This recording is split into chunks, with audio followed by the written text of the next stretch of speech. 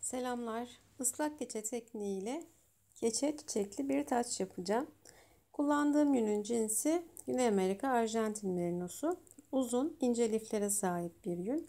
Ancak yünün şöyle bir sorunu vardı. Ya boyamadan ya da taramadan kaynaklı bir sıkılığı var yünün. O nedenle yün yumağını boyuna dörde böldüm ve ince bir şerit şeklinde kullanmayı tercih ettim. Bir dikdörtgen oluşturacağım. Bir çerçeve çiziyorum kendime. Yaklaşık olarak 30 santimetreye 15 santimetre boyutunda bir çerçeve olacak bu.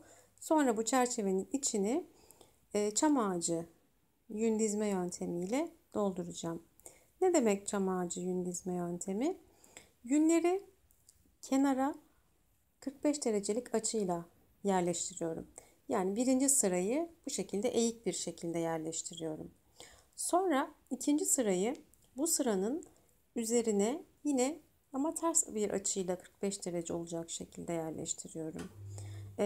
Yün dizilimleri farklı farklı biliyorsunuz. Bu yöntemler bir video halinde kanalımda mevcut. Yaklaşık sanırım 5 ya da 6 tane yün dizme yöntemini gösterdiğim ve sonuçta nasıl keçeler elde edildiğini gösterdiğim videom kanalımda var.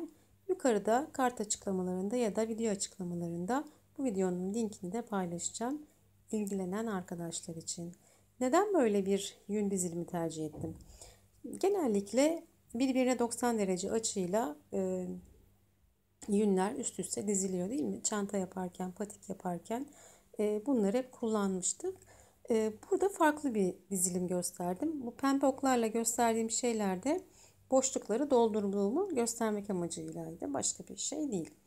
Evet, çapraz şekilde yünlerimi dizdim. Güzelce bastırdım. Bakın birbiri üzerine geldiği için yünler herhangi bir ayrılma falan yapmıyor. Bu şekilde yünlerimi dizdikten sonra su ve sabunla ıslatıp bir süre keçeleyeceğim. Şeyde kalmıştım. Neden bu çapraz ya da çam ağacı yün dizilimini tercih ettiğimi söylüyordum.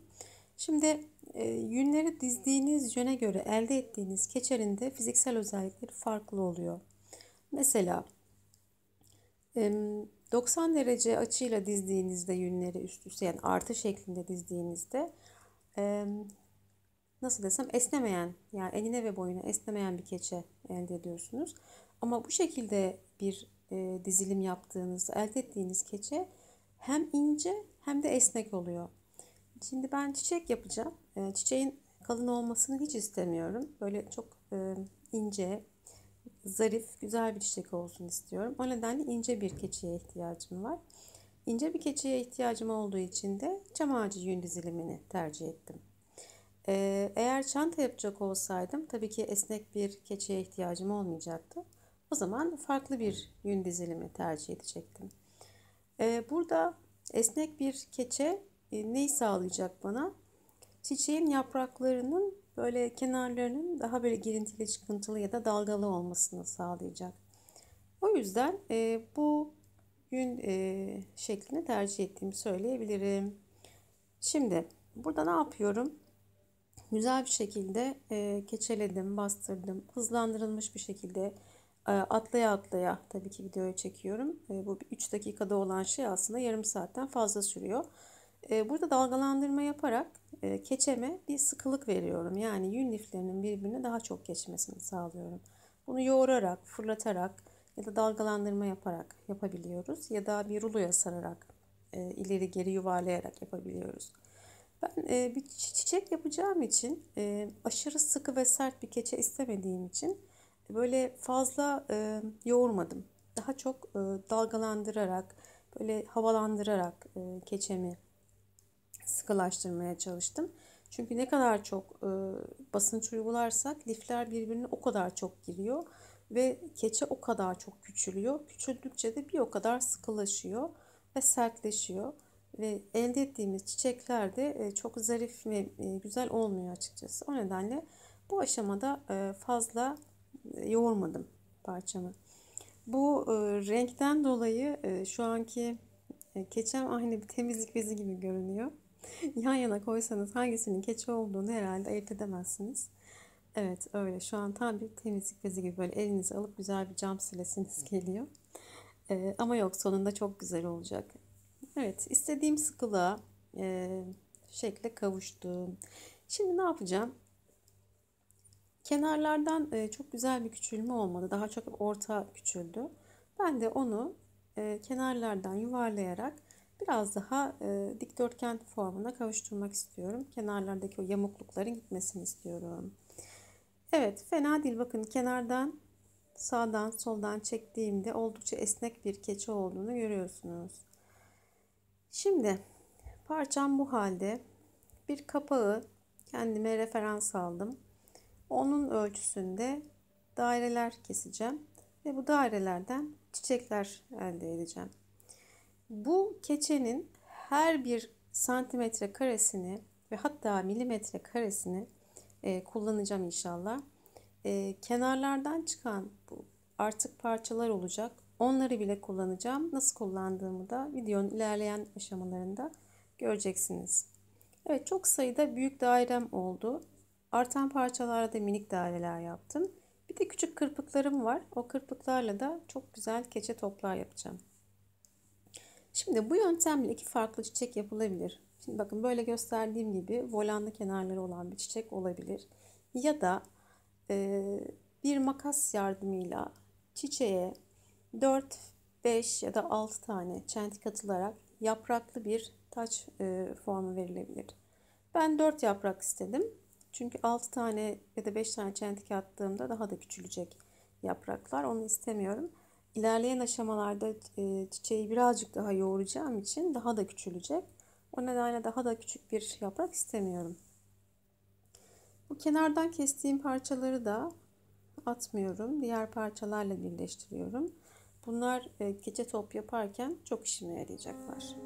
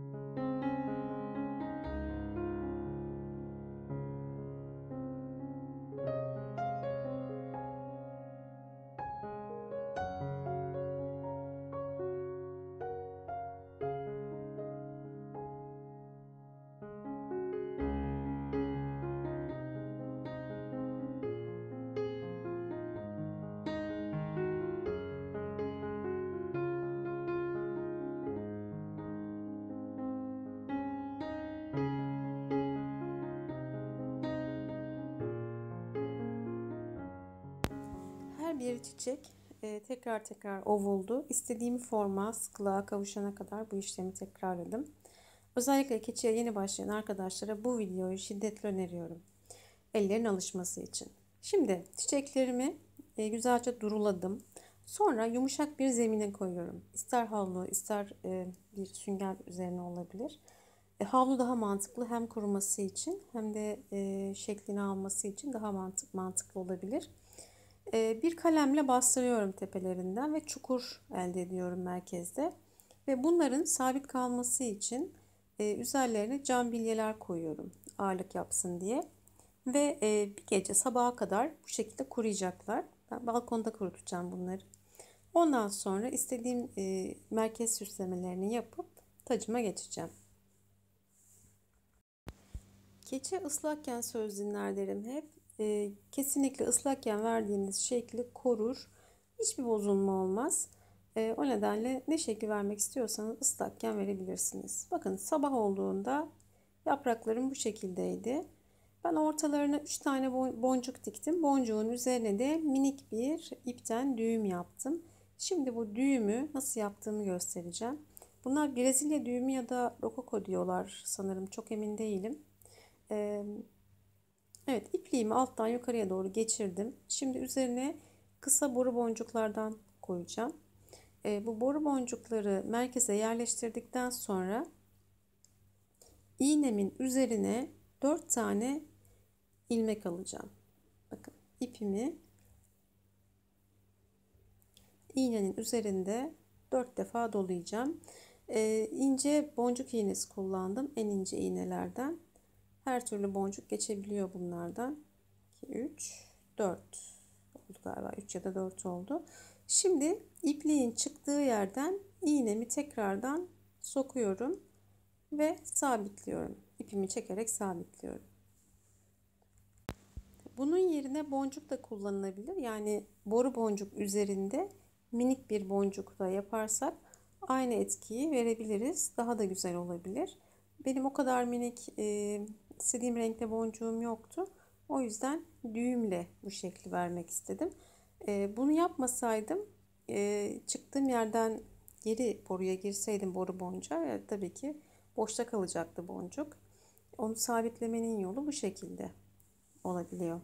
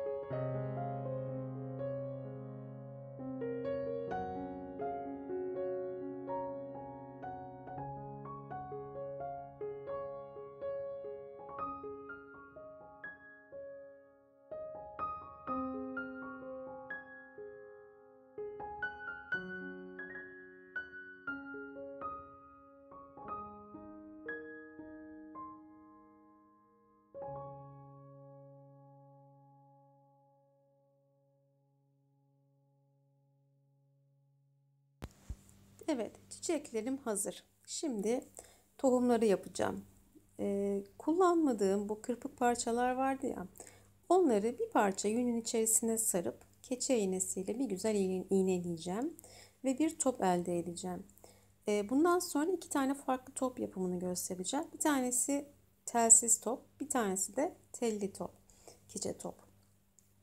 Bu yuvarlak keçe topları çok farklı amaçlarla kullanabiliyoruz. Kırpık keçelerimizden de bu şekilde yüne sararak çok güzel toplar yapabiliyoruz. Aksesuarlar, anahtarlıklar, işte keçe bebeklerin iç başlarında kullanabiliyoruz vesaire. Burada gördüğünüz çok esnek, hala çok esnek. Ben bunu biraz sonra su ve sabunla ovarak şekil vereceğim. Yüz yuvarlak olabilir ya da uçlarından böyle bastırarak e, farklı bir şekil verebiliriz. Bir parça teli aldım, ucundan bir miktar büktüm ve bunu bir parça yünün arasına koyup yünle saracağım. Bu şekilde dal haline gelmiş, işte bir ucunda da bir tomurcuğu olan bir keçe topum olacak. Bunu tacın böyle arasından minik minik çıkararak kullanacağım ve hoş bir görüntü olacak.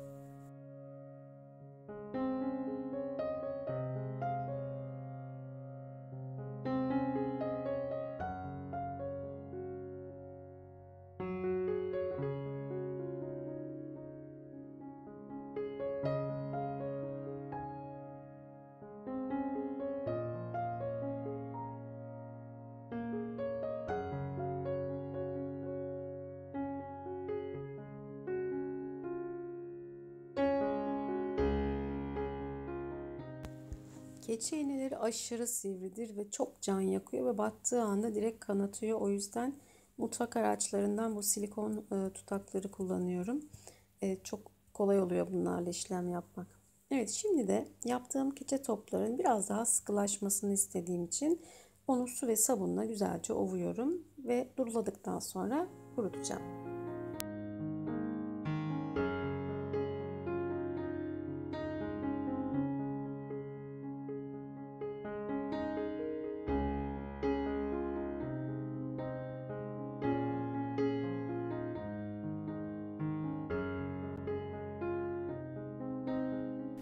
Metal tacın etrafını örgü ipiyle saracağım. Sarmadan önce de yaptığım bu telli tohumları tacın etrafına dolayacağım ve bunun üzerinden iple geçeceğim. Neden tepeden başladığımı söyleyeyim. Şimdi tepeye bir düğüm attım, ipi bağladım. Sonra bu ortadan uca doğru geleceğim. Uçtan yukarı doğru. Sonra yukarıdan diğer uca doğru ve diğer uçtan ortaya doğru gelip yukarıda düğümleyeceğim. Bu şekilde düğüm yeri yukarıda kalacak ve o da çiçeklerin altında kalacak. Böylece temiz bir bitiş sağlamış olacağız. İpi ara ara sabitlemek için sıcak silikon kullandım. Çok fazla değil. Böyle bir 5 santimetrede bir yaklaşık olarak minnacık bir sıcak silikon sıktım ve onun üzerinden geçtim iple. Böylece ipin yer yer sabitlenmesini ve kaymasını da önlemiş oldum. Kullandığım örgü ipi bir miktar yün içerikli. Yün içermese de olur bence. Herhangi bir örgü ipiyle yapılabilir. Kurdela ile yapılabilir bu işlem. Ya da kalın bir nakış ipiyle yapılabilir çift kat. Ama bu arada ben bu örgü ipini çift kat kullandım. Daha tok durması için. Bir gittim bir geldim. Yani bir sırada 4 kat ip olmuş oldu. 2 kez geçmiş oldum ipin üzerinden.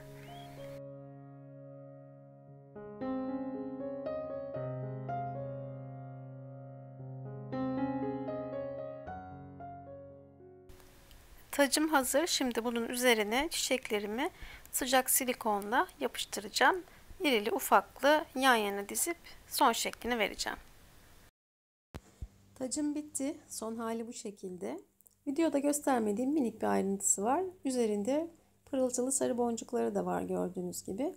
Onları irice bir boncuğun içerisinden teli geçirerek ve bükerek elde ettim ve daha sonra metal taca yerleştirdim.